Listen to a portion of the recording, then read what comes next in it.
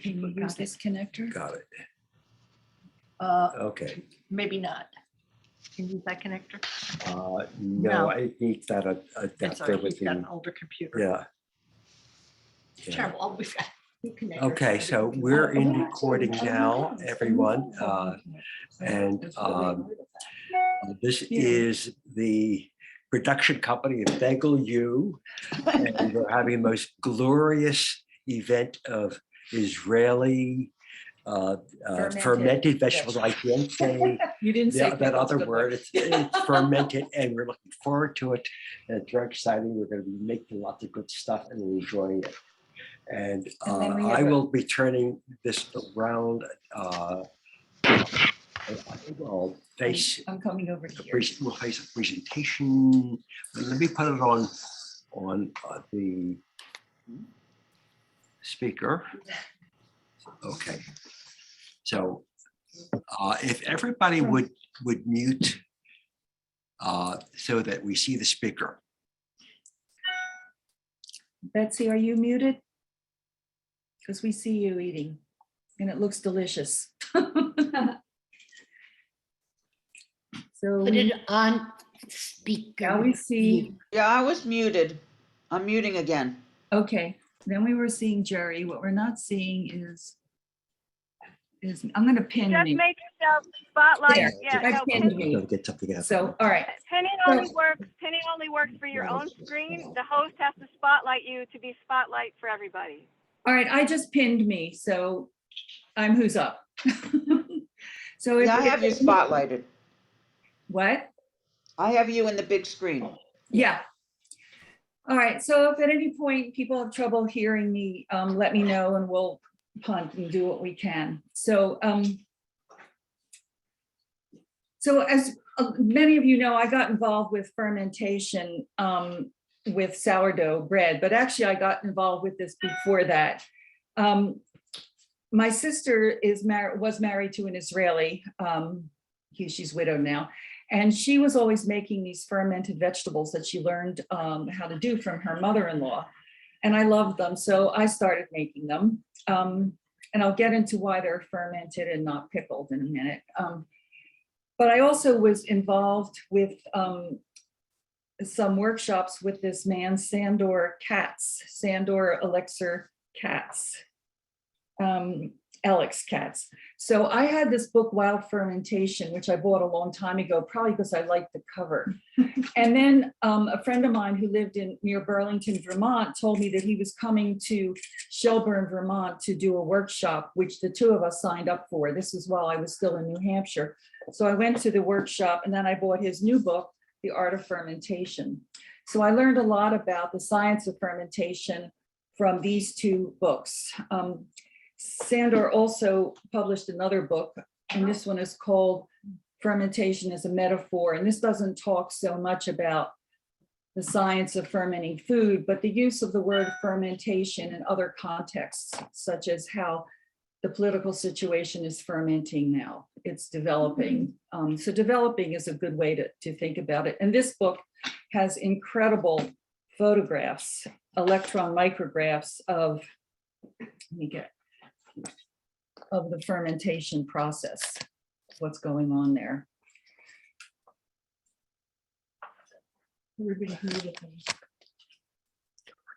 So the word ferment comes from the Latin word to boil, because when you ferment, gases are released and you see bubbling. You're not going to see a lot of bubbling. So if you think it's not working because you don't see bubbling, just be patient. I see very little bubbling with my jars of ferments. I'm going to lower this a little bit, Abraham, so the jars show as well as me. Well, I'm going to take this down to the jars. There they are. Now I'll come back to me. You don't see very much bubbling with this, but you will see some after a day or so. But if you don't put a plate underneath your jar when it's fermenting, you're going to get a mess on your counter because you don't want the jars tight. You want these loose so that the gases can exchange, go in and out. These are all ferments that I did a while ago, and I'll talk about those in a minute. So that's something to keep in mind when you, and I leave my jars on the countertop after I set them up. All right, fermentation versus pickling. It's the process as to how you get the sour flavor. Fermentation gets the sour flavor from the lactobacillic bacteria, which produce an acidic environment. And it's very important to have an anaerobic environment to get your vegetables underwater, because if they're underwater, if it's anaerobic, then the bad bacteria will not be able to multiply and they can't live in the acidic environment. So pickling uses vinegar and some sugar sometimes. So these are from Jersey Pickles. These are olives that I get from Jersey Pickles. They're not pickles, these are ferments. There's no vinegar in this. The workshop that we did at Sally and Arnie making pickles a couple of years ago, they were not pickles, those were ferments because we didn't add any vinegar to it. And the taste is very different. The health benefits of fermentation are better than those of pickles. Pickling will kill some of the nutrients that you get from the fermentation, whereas fermentation doesn't. So it's a healthier product. I'm sorry, I just keep having to go back and look at my notes. So the health benefits of fermentation, I first found out about once when one of my sisters-in-law came over from Israel, and I happened to have a UTI at that point. So her sister-in-law Naomi said she needs to eat a lot of sauerkraut. And I didn't know what they were talking about. Hang on a second, Sammy, get away from her. I'm sorry, my dog is harassing Sally. So in Israel, and this is a Sephardic culture, my sister-in-law's husband was Sephardic. His last name was Mizrahi, which means Easterner, if you don't know that. They use a lot of folk medicine type things, and one of them is eating fermented foods. I'm sorry, I'm distracted by my dog. Sammy, behave yourself. No, but you're not gonna. All right, so recently when I had another UTI, I ate tons and tons of sauerkraut, and it can't be the stuff that comes in the jars that are heat sealed because the heat sealing kills the nutrients. You need to go to the refrigerator section and get the stuff like Bubby's pickles and Bubby's sauerkraut. The stuff that's refrigerated still has the nutrients. Once it's heat sealed, all the good stuff is killed except for the flavor. So one time recently, I was successful in combating a UTI by eating a lot of sauerkraut. Another time, more recently, I had a UTI, and there's no way I could eat enough sauerkraut to get rid of that thing. I mean, I was actually drinking apple cider vinegar, and I had it down to the mother, and it was disgusting. It was almost like drinking snot. And I finally said that I was going to take the antibiotics. And in the middle of a pandemic, the last thing I wanted to do was to trash my gut microbiome and take antibiotics, but I did.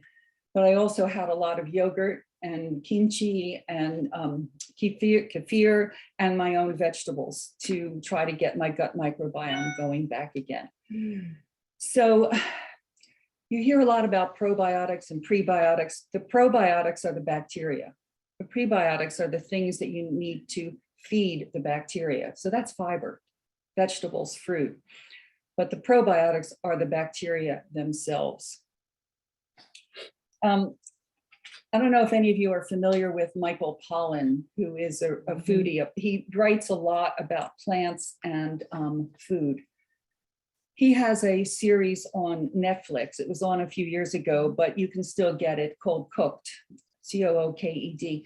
And the fourth episode was it was called Earth, and it was on fermentation, and it's fascinating. I watched it again last night. It really was good. I mean, they were all good. The third one was called Air. So it was fire, water, air, earth. And the air one was on sourdough baking, and the earth one was on fermentation. So we eat a lot of fermented foods. chocolate is fermented, and you will learn about that in this Michael Pollan series. The stuff is disgusting when it's first harvested.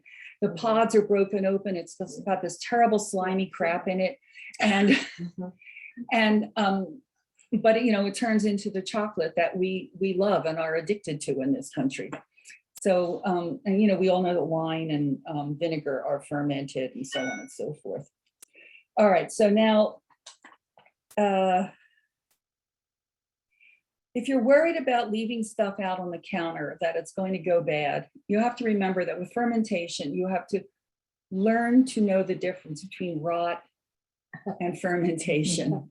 Rot is really obvious. And again, if you watch this Michael Pollan episode, you will see what he's talking about with that. I once put up some sauerkraut, which was basically a head of cabbage that I shredded, put in water and a little salt.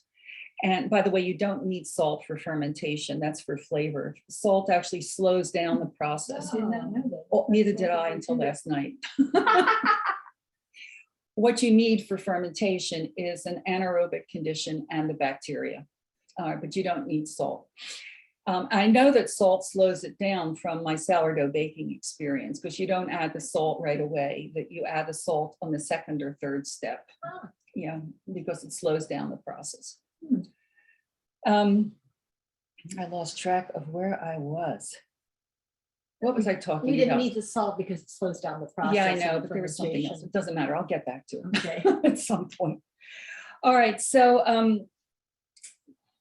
at some point, we started this war on bacteria, and that essentially happened with Louis Pasteur, with Pasteur discovering bacteria and penicillin, which is a major benefit to us, as are some other antibiotics. But it made people feel that all bacteria is bad. So there's been this war on bacteria, trying to get rid of it and use soaps that will kill all germs and so on and so forth. We can't live without our gut microbiome. Right. It makes us healthier. It makes our brain function better, and so on and so forth. So I have never worried too much about germs. And I worry less about them now. I once put up that's what I was talking about, this container of sauerkraut. It was red cabbage and water and salt. And I put it on my shelf out of the way in the kitchen, and I forgot about it. And one day I walked into the house, and as soon as I walked in, there was this horrible stench. And I looked up and I found that jar, and on top of it was this bright red stuff. The bad bacteria were winning. Some of the water had evaporated, and I don't remember how long I had it up there, but that stuff didn't even go down my garbage disposal. That was out. So if you have a problem with your ferment, you will know it, and I wouldn't worry about it. Just try to keep the surface wet. And if a little bit pops up here and there, it won't be out that long. I let mine ferment for anywhere from 2 to 10 days. It depends on the flavor. All right, so I don't really measure the amount of salt that I put in. And I use these quart mason jars, wide lids. I asked my sister, and she doesn't measure. So I figured, well, Sandor Katz will have it in here somewhere. He doesn't measure. So there's a Yiddish phrase, which some of you might know, which is schitterein. And schitterein means you just throw the stuff in. So that's pretty much what we do. And you go by your taste. So when I make a jar like this, I start out with a teaspoon of salt, and I fill it halfway with water, and then I stuff all the vegetables in. And before I stuff the vegetables in, I seal this tight and I shake it to get the salt to dissolve. If it doesn't dissolve, don't worry about it. It will eventually. All right. And while it is fermenting, I tighten the lid periodically, turn it upside down, and then turn it back. And then, very important, loosen the lid. After a few days, well, it'll get messy if you don't loosen it. After a few days, when I'm ready to put it in the, well, now I can't open this one. I will be able to eventually. After a few days, when you put it in the refrigerator, then you tighten it, because even though the cold slows down the process, it still will be fermenting in there. This jar, and I kept this one on purpose. This has just a little bit of red beet in it, but this is what happens if you put more than just a slice of red beet in. The whole jar, not right away, but within a day, it will be dark and you can't see what else is in there. And I know I've got carrots and maybe some celery or something like that in here. I also had some small beets, which I scrubbed carefully but did not peel, and threw them in. So this has a lot of red beet in it. So Miriam, maybe you should do, if you want beets, because I like beets, do them in a separate jar. Is that what you mean? Yeah, if you want, or if you want to be able to see what you have, just know that if you put more than a little tiny bit of beet in there, you won't be able to see it. Okay. So all of these, like this one has yellow beans, carrots, radishes, and orange beet. So the orange beet isn't quite as bad. All right. Pretty. And Marion, I have a question. this also has the orange beet in it. Miriam, Yes. I have a question. Yep. If vinegar is fermented, why doesn't it ferment the vegetables as well and it only pickles? I don't know. I actually didn't know the difference between pickling and fermentation until the other night when I Googled it. I was trying to look for an answer.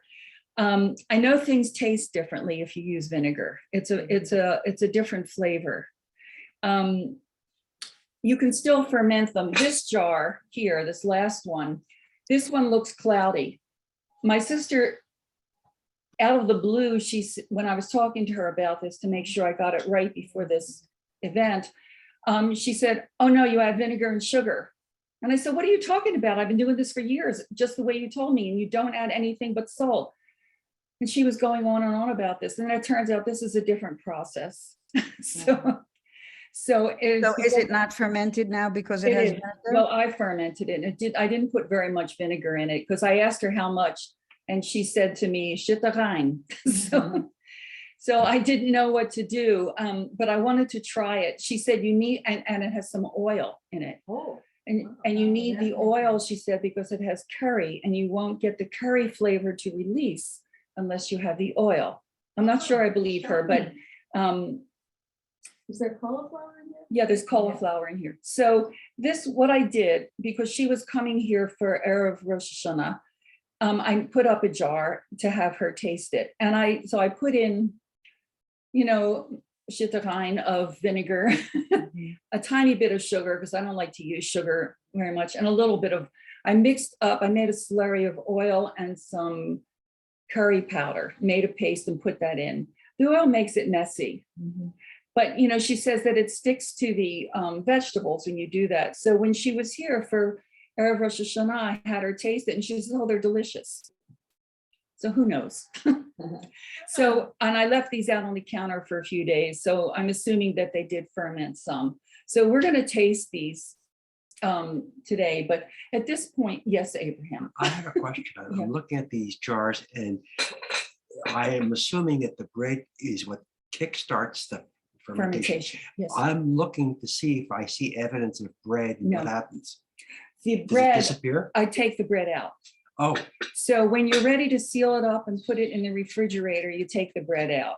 So, and I took some bread out of my freezer today, so we would have some for this. so you put the bread on You top. put the bread on top, Ah, and then you make sure it's covered with water, and then you put the lid on lightly. I also bought, because I'm good at buying toys for myself, I bought these things.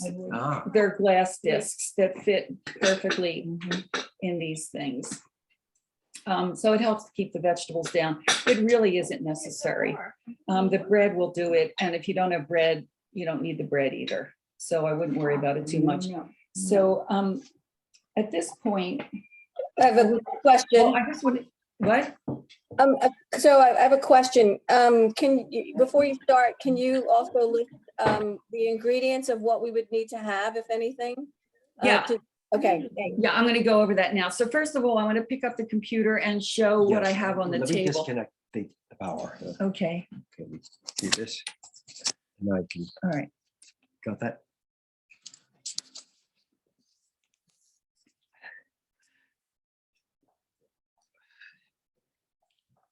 So what I did is, let me see, can you see this? So I put out on the table all of the things that I could think of that we could ferment. I don't know if you can see all this. I'll hold it while you talk. How about that? Can you see all the vegetables? Well, it doesn't matter. Oh, there. There, it was there for a second. All right, so I've got cauliflower, kohlrabi, radish, celery, 2 types of beets, red cabbage, carrots, and turnips. Oh, and at the last minute, I got some beans and Brussels sprouts. All right. So when you cut them to put in your jars, the size, again, really doesn't matter. It's, again, it's shit divine. So, but in addition to the vegetables, I always add garlic. I add some garlic cloves, and all I do is crush these. And if you're not familiar with the technique of crushing,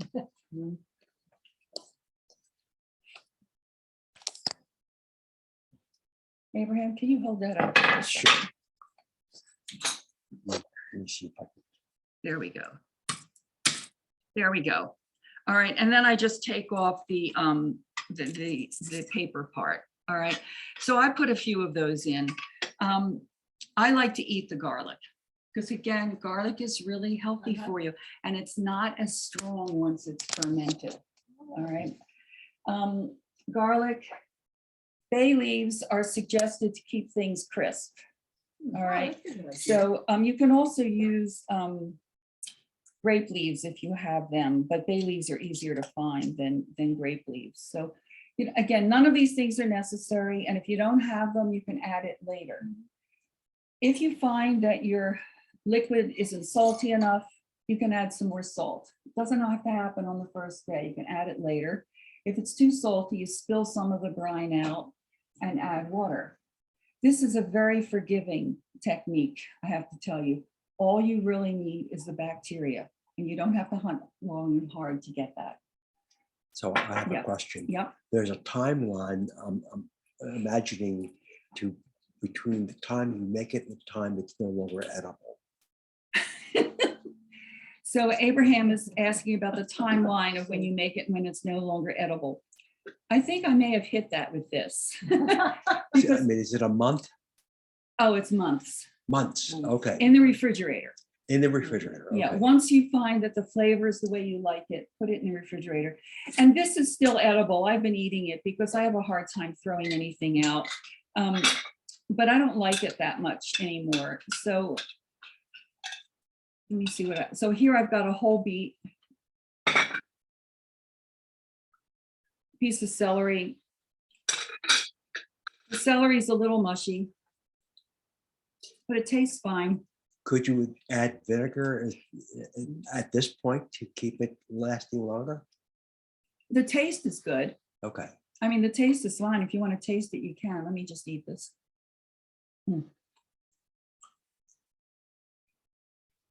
I try. All right, I learned something. Why don't you leave the beets whole? They're still hard.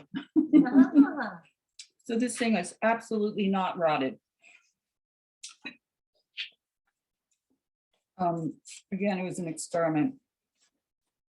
So what else do I add? Garlic, the bay leaf, the bread on the top. When you're finished, you fill it with water, put the bread on and put the jar on loose. If you want to mix it, tighten the jar, turn it upside down. All right, Miriam, you showed us all those vegetables. Yep. What jars you I mean, I was thinking about only making one jar. Yeah. I mean, So- you can probably get a ton of jars out of that, Oh, right? yeah, I would. I went to the farmer's market yesterday, and I go nuts at the farmer's market. I'm out of control. Sammy and I walk down there. I consider the vendors my friends, and they have such beautiful produce. So I will process that stuff. I'm not going to ferment most of it. I'm going to ferment very little because I already have some. I make this stuff and then I don't eat it. in theory, I make it to give away to people, but I almost never do. Because I don't think of it. They're in the back of my refrigerator.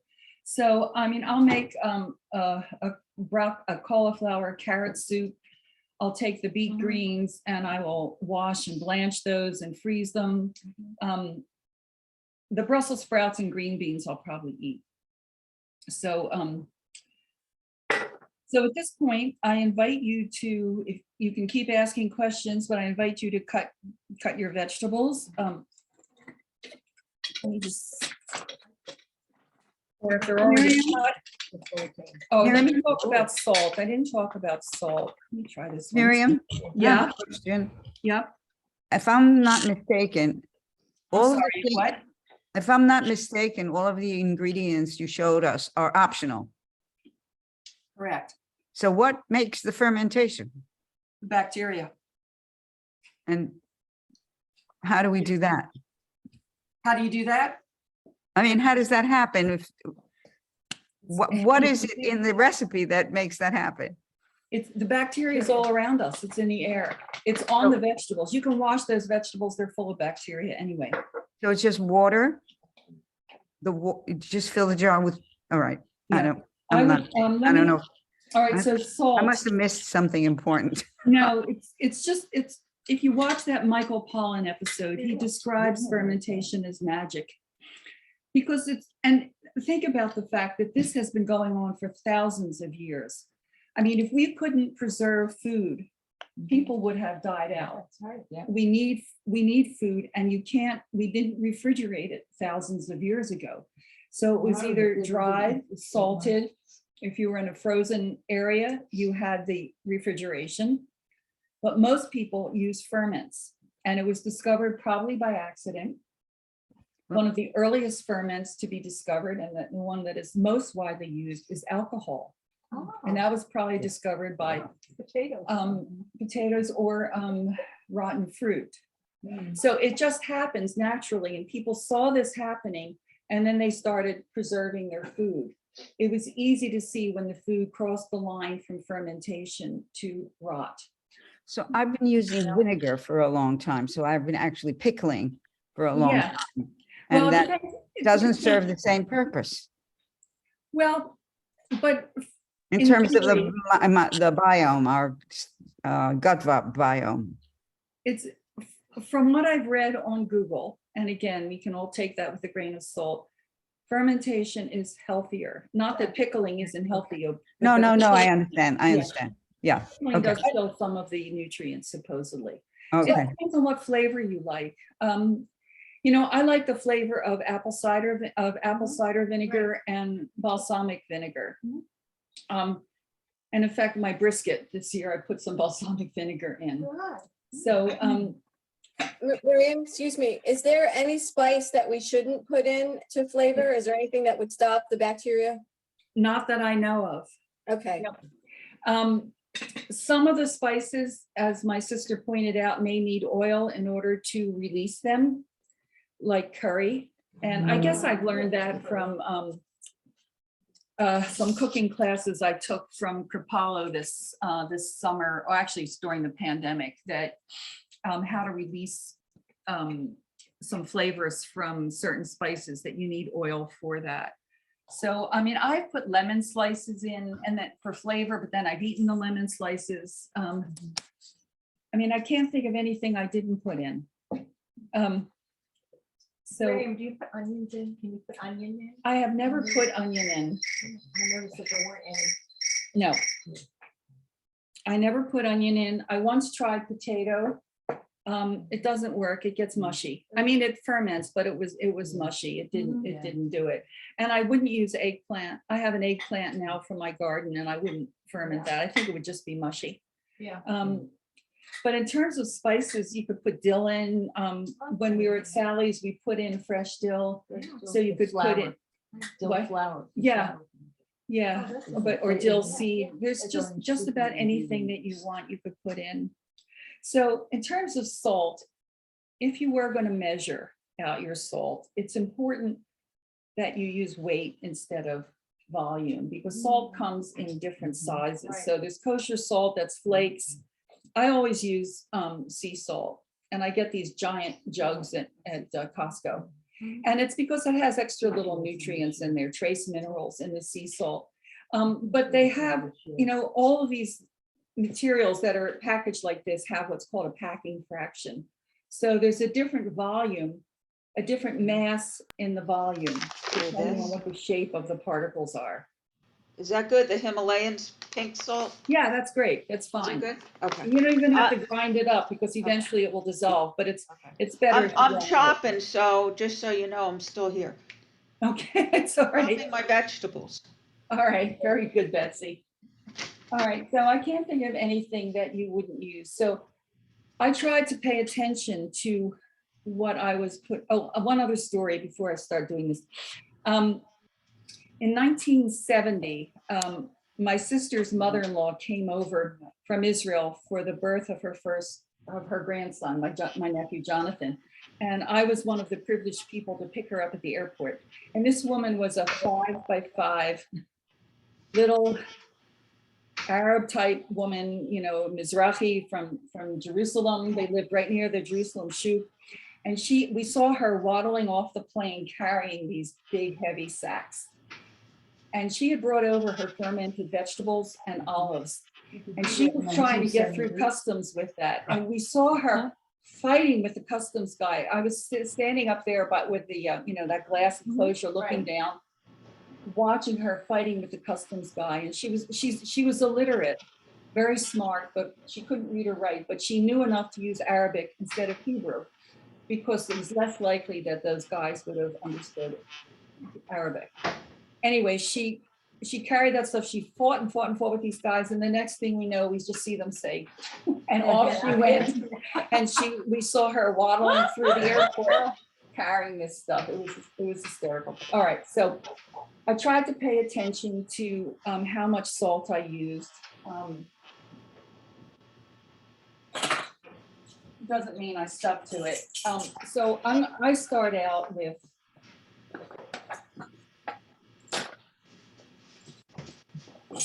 a teaspoon. And then I found that it wasn't salty enough. So I put in another half a teaspoon. So again, it's like shitterine. Whatever you have, it works. And if it doesn't work, you can fix it. And then I'm going to fill this jar up to about here with water.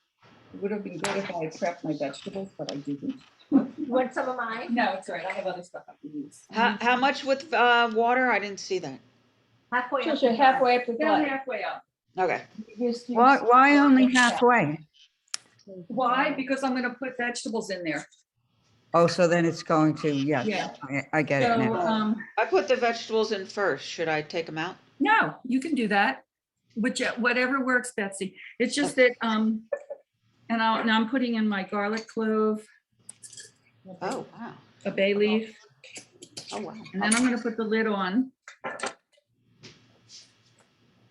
and shake it.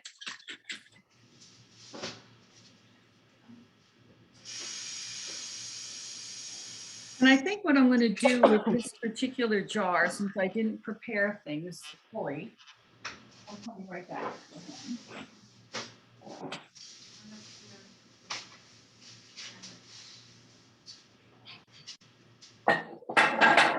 I'm going to make this jar with, I don't have any room. Right. Yeah. Now just give me this cutting board.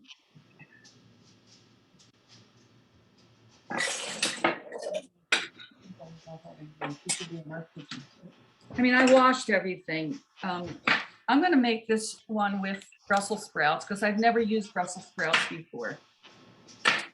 Most of these vegetables that I bought, well, none of them will go to waste. I will make a cauliflower carrot soup. You're quartering the Brussels sprouts. I'm halving them. Yeah. Like some. As you can see, I thought this through very carefully. I'm just When, cutting, I'm cutting When are off. we coming over for dinner for soup? Is that somebody inviting themselves over for dinner? It is, for soup. You said you're making carrot cauliflower soup. When do I come? Oh, that may not happen today, but if I heard that somebody was coming over for dinner, I would. So, so that's some of those. Then I'm gonna put in some beans. You know what, I'm just gonna do this, I'm gonna fill this jar with Brussels sprouts. This is easier, but again, you could put in carrots, celery, whatever you wanted. Are there any vegetables that might be dangerous? I remember years ago reading when I was looking into canning that I think it's string beans, if not properly done, can be deadly. Well, canning is a whole different story because it's not necessarily anaerobic. Tomatoes, is, as far as I know, the only thing that gives you an acidic culture. So tomatoes, you don't have to pressure can. Tomatoes, you can can just with boiling water. Nothing else can you do that with. So it's not just string beans, it's anything. Anything else could be a problem. And again, when they go bad, because I have seen cans that have gone bad, you can see it and you can smell it. I used to can tomatoes and I decided it was just way too much work. All right, so.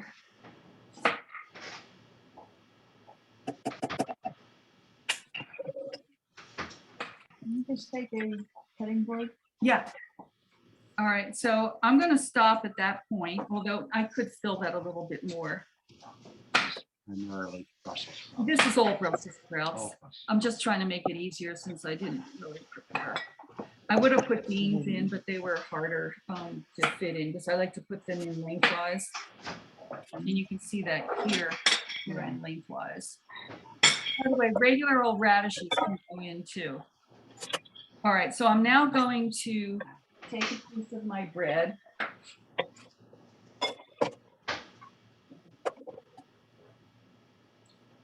Put that on the top. And again, you don't have to use this. My sister says she usually doesn't, but her mother-in-law did.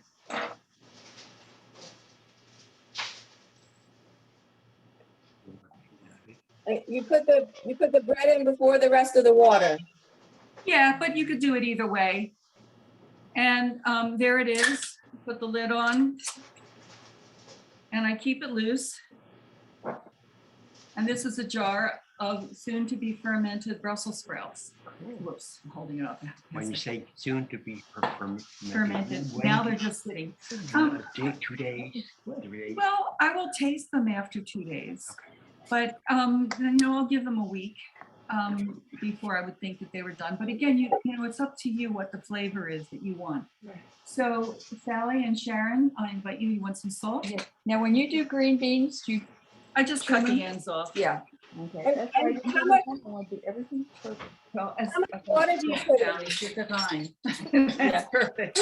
I think we have a question. Oh yeah, I'm sorry. Yep. How much water to the very top? Yeah, because remember this is anaerobic, so you don't want any air in there. When you put the lid on, you want the water to whoosh out. And then, after a day or so, or when I go to check it, if I see anything sticking up other than the bread, like here, the bread is sticking out of the water a little bit, but I don't want the vegetables sticking out. So I will add some more water. And I keep these jars over by the sink. And I just use plain old tap water. I have filtered water. I have a water softening system that I use.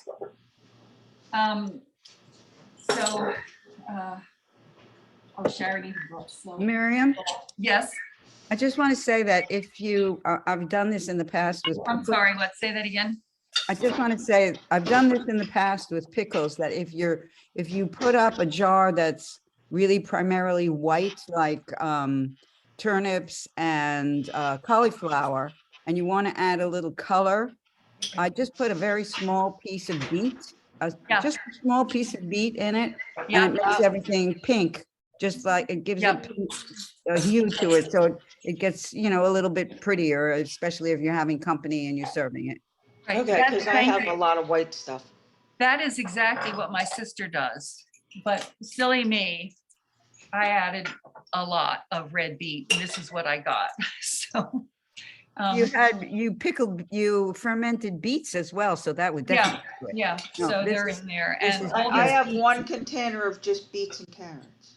Yeah, Oh, I should okay. I'm not take the gonna- label off first. yeah. I'm not gonna ferment all these beets that I bought. I'm gonna probably roast them. I'll skin them and roast them. So, so while, so if you want to assemble your jars now or later, you can. I want to mention a little bit about sourdough bread. Abraham, can you show those 2 loaves of bread over there? All right. Okay, thank you. I have a lot of rye flour. I bought a 25-pound, where am I? There I am, okay. I bought a 25-pound bag of rye flour and it's good, but I like the rye flour from Castle Valley Mills, which is a local mill. It's less than 2 miles from me. I like their rye flour better. But what I'm doing now is I'm baking a lot of rye flour so that I can use it up. And you don't use much rye flour when you're making rye bread because rye has no gluten or almost no gluten. So you use a little bit of rye for the flavor, but it's mostly wheat bread flour. So I've been making them. That's the only bread that I'm making now till I go through this 25-pound bag, which will probably take me a year. It sits in my refrigerator, my basement refrigerator, so it will last. And my bread making has also become a little bit of shitterine. Not so much in the quantities, although a little bit with that too. I double the amount of rye that the recipe called for. I had some gluten in my freezer, so I add a little gluten to it. It's 1,000 grams of, the dough mix is 1,000 grams altogether. And of that 200, for 2 loaves, 250 grams is rye flour, 50 grams is gluten. And what I found is that was enough to make the loaves kind of puffy. So again, I just was playing this by ear or shitterine to see what I could do to increase the amount of rye flour that I use and still get decent loaves.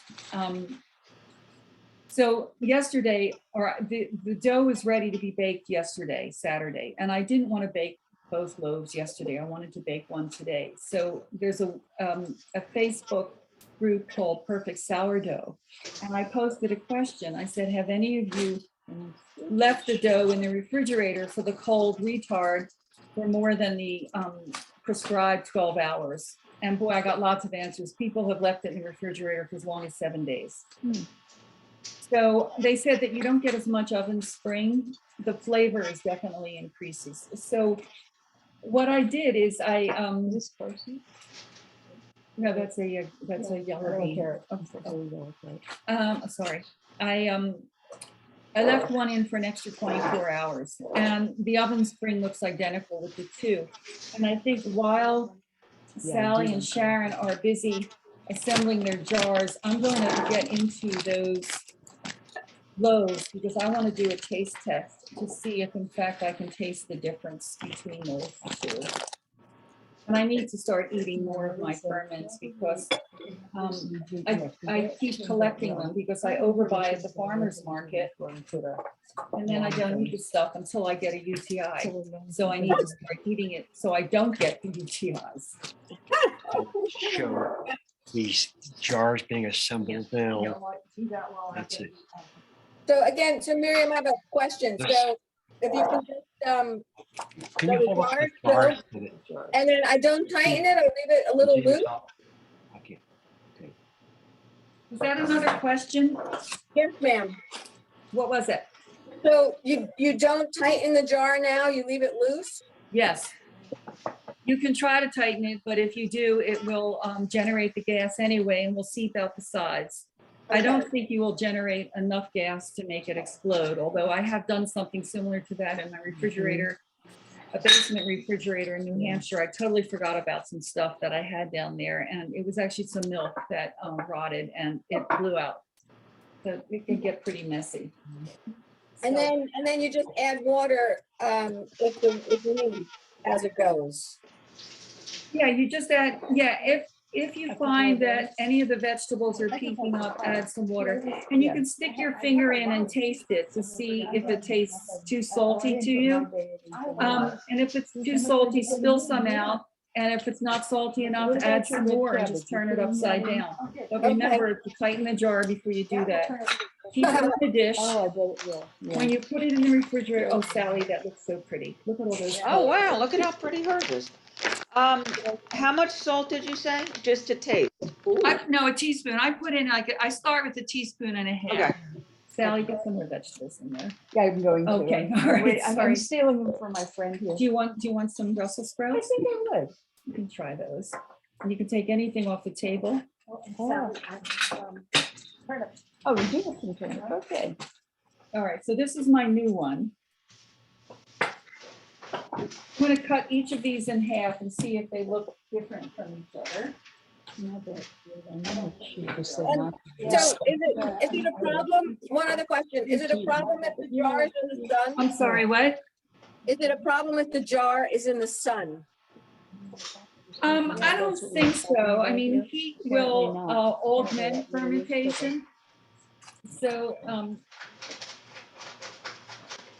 I know a lot of times we think about heat causing rot, but it's impossible for these to rot as long as it's anaerobic. But you also want to give it some time for the bad bacteria to die off.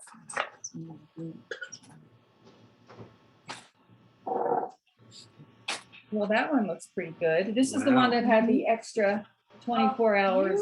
Gorgeous. Oh my God. So we're going to taste these because this one might be a little bit more sour since it had the extra time. You know, I live alone. I spend an awful lot of time in the kitchen. And I love it. It's a hobby for me. The kitchen and my dog is what keeps me going.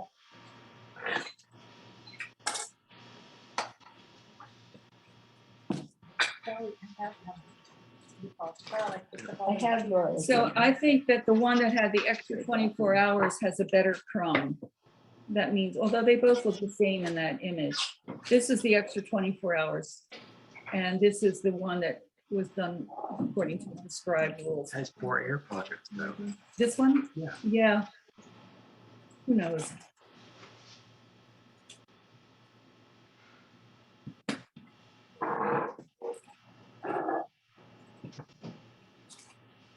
So now I have to keep straight, which is good. I actually, a couple of weeks ago, I was baking a loaf. This is the weekend that I was picking up my my Orthodox grandniece who was running away from the community. And when she called me that she was ready to be picked up, I had a loaf in the oven. And I wanted to leave. So what I did is I turned, it had 10 more minutes to bake. I shut the oven off and I left the loaf in there. I drove down to Center City, picked her up, came home, and it was fine. The bottom crust was a little thick.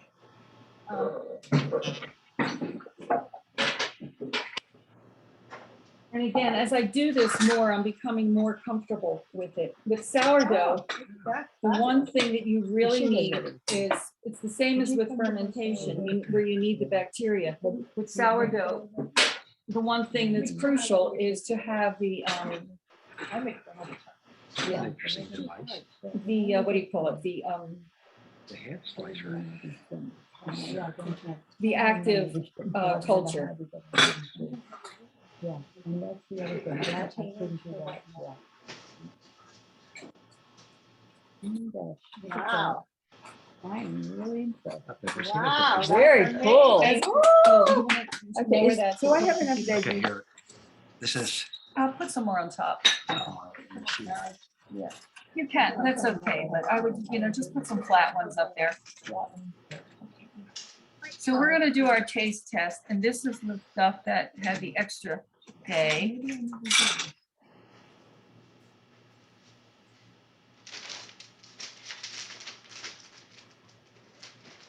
Hand-operated buzzsaw. You put the bread on top, is that what you said? What? You put the bread on top and then Yes. what? Pour Yeah, water? Here's mine. And then put more see water it? and then the Can you bread. see that, Betsy? Yeah, okay. More water and then the bread, correct? Here, let me- Either way. Or either way. Looks Yeah. gorgeous. Oh, wow. Hey, look at that. But Sharon has put up enough for the whole winter. Yes. Remember, there was a time when this is the only way people had food to That's eat. right. We used to drive, Abraham and I used to We drive may, down we to may come, go Philadelphia, back to that. South Philadelphia, to get kimchi. Oh, And it was so wonderful. We loved you that will kimchi. love that episode with Michael I Pollan. can't wait to watch that. We'll watch the film. And then you watch the other three. Because it's Yeah. not just about food, it's about cultures. But I think, yeah, this is So, what you had yeah. at the two on top. What is the precise name? You look it up. Michael Pollan. Cooked, COOKED. It's on Yeah, I think Netflix. that's a Okay. good idea. Which one now? Netflix. Yeah. If you hear a funny squeaking sound, that's my dog playing with her Okay, I toy. can see the bread going in. It's the bread going in. And then I'll be topping it with some more water. Now I'm going You know to what, I'll put get the you lid a, on and flip it a couple of times. Then flip it. What other spices can we put in? I'm making 2 jars. I want to make the flavors different. You can just stay there, I'll do this. Betsy, I don't know, I tried, I just put a little turmeric and a little coriander seed and a little fennel seed in mine. So you're just throwing whatever in. Yeah, shiver vine. That's what I was thinking. I thought a little cumin might taste There good. you go. Yeah. Okay. Hey, Remy. I suppose we should put in the flavors that we like. I'm afraid it's Yeah, gonna get too. That's right. And really, anything that you do is okay. This is a completely forgiving thing. So those of us that are here, I'm gonna take. a We small get to piece of taste this the bread. I'm gonna take a piece of this, I have to remember which is which. A piece of this.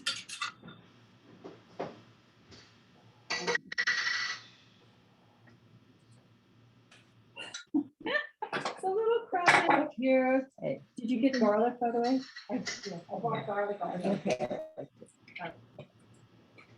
Lucky I didn't put anything with the lemon. Try I it for I a bought little. lemon and I didn't put it in either because I thought I would try that next time I make some. I brought stale bread back. Yeah, well, you want to taste the fresh bread. I know. So I want to taste this. Well, first I'm going to taste the thing. So this is the stuff that I expect to be more sour.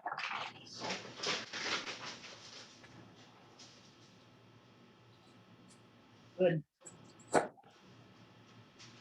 It is more sour. 24 hours made a difference, I think, but I will ask Sharon, you guys to. the water needs to cover. Water needs to cover. It is. It is? Yep. Okay. And again, the more you do, so help yourself. You want some bread? Sure. And are we This is doing the a one. taste? If you want to, that's the one that I think is more sour. But, and this is less, supposedly less sour. I shouldn't even say that. You shouldn't even mix. No. So give it back to me. It's okay. It's okay. I'll do a taste test. And this is the, It's like oysters. Fabulous. Charlie. This is spectacular. It is fabulous. So from now on, do you want Do some, that. Take it. this is goat cheese, also from the farmer's market.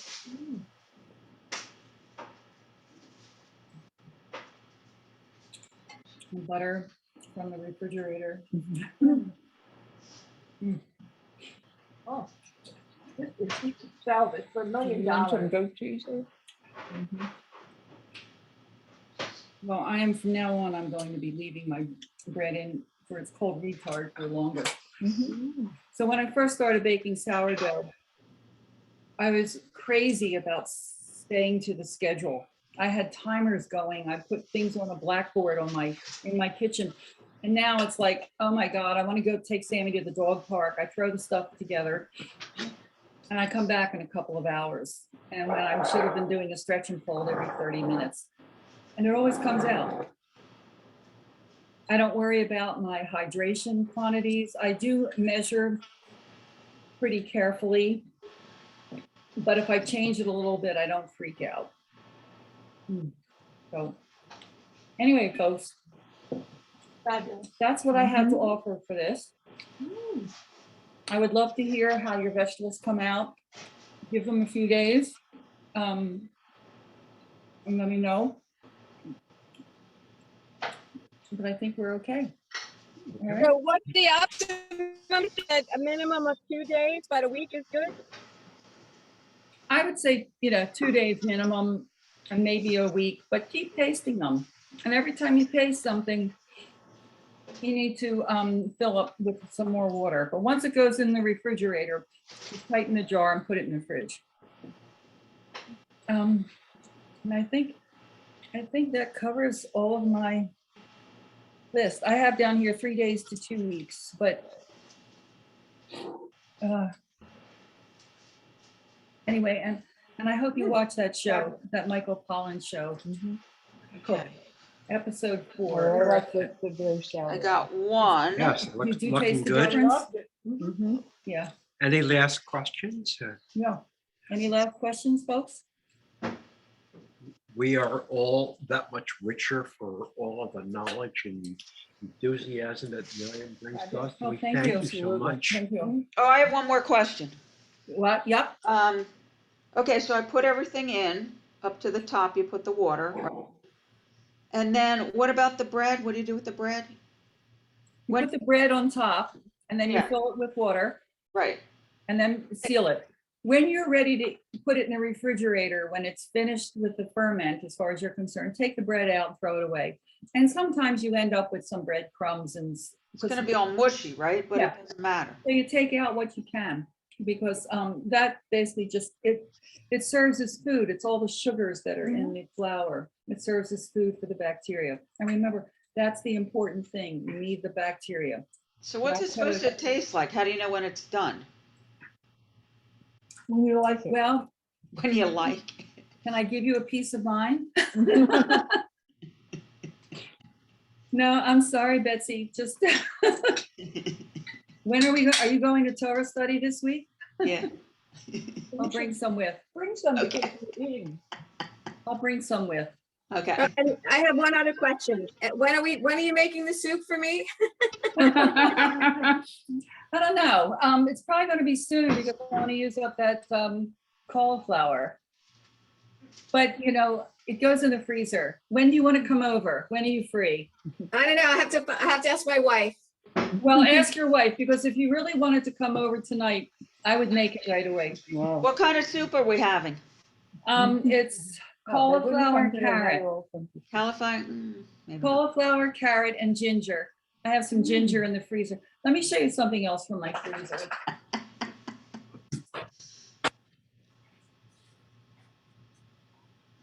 I learned this from the Kripalu classes that I was taking. The head chef who taught these classes, Jeremy Rock Smith, says, never throw out your veggie scraps. Put them in a bag, put them in your freezer. And it's amazing how fast this accumulates if you spend a lot of time in the kitchen like I do.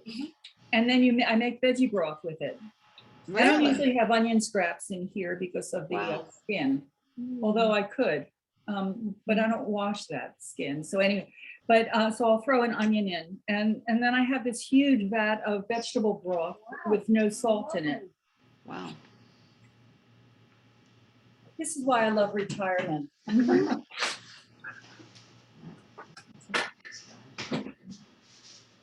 Thank you so much. Oh, Thank one you. more question, Yes. Miriam. Yeah. How often do you loosen the top and turn it over? Oh, when I take a taste of it, like I'll usually start tasting it in 2 days. Okay, Just to okay, taste it on the first day, just to see what the difference is. okay, good. And, you know, I just make sure it's filled with water. And if I want to make it, I want to make sure the salt, if I add more salt, I'll turn it more. Okay, okay. Right. But remember, the salt slows down the fermentation, Okay. but it also adds to the flavor. Jerry, if you're still on, I'll ask you to close the recording. Thank you. This was wonderful. Thank you. And thank you all for coming. Bravo. Thank Nice you. I'll to let see you know how everybody. it comes out. Thank you. Bye-bye. Thank you. I love having people at my house. Anytime you want to teach us anything, Miriam. I don't think I Sure, have Harry, anything there. left to teach. Thank you, Jerry.